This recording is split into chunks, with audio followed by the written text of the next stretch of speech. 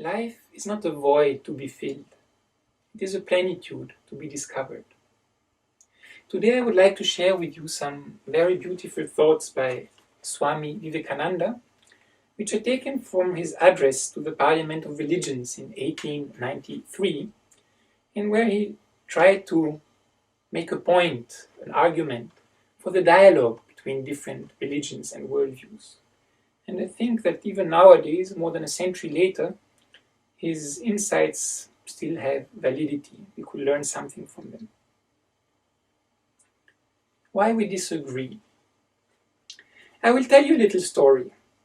You have heard the eloquent speaker who has just finished say, "Let us cease from abusing each other."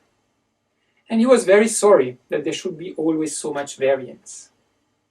But I think I should tell you a story which would illustrate the cause of this variance. A frog lived in a well. It had lived there for a long time. It was born there and brought up there, and yet was a little small frog. Of course, the evolutionists were not there then to tell us whether the frog lost its eyes or not, but for our story's sake, we must take it for granted that it had its eyes, and that it every day cleansed the water of all the worms and bacilli that lived in it with an energy that would do credit to our modern bacteriologists.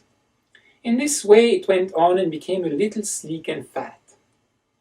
Well, one day another frog that lived in the sea came and fell into the well. "Where are you from?" "I'm from the sea." "The sea? How big is that? Is it as big as my well?" And he took a leap from one side of the well to the other. "My friend," said the frog of the sea, "how do you compare the sea with your little well?" Then the frog took another leap and asked, "Is your sea so big?" "What nonsense you speak to compare the sea with your well." "Well then," said the frog of the well, "nothing can be bigger than my well. There can be nothing bigger than this. This fellow is a liar, so turn him out." That has been the difficulty all the while. I am a Hindu. I am sitting in my own little well and thinking that the whole world is my little well.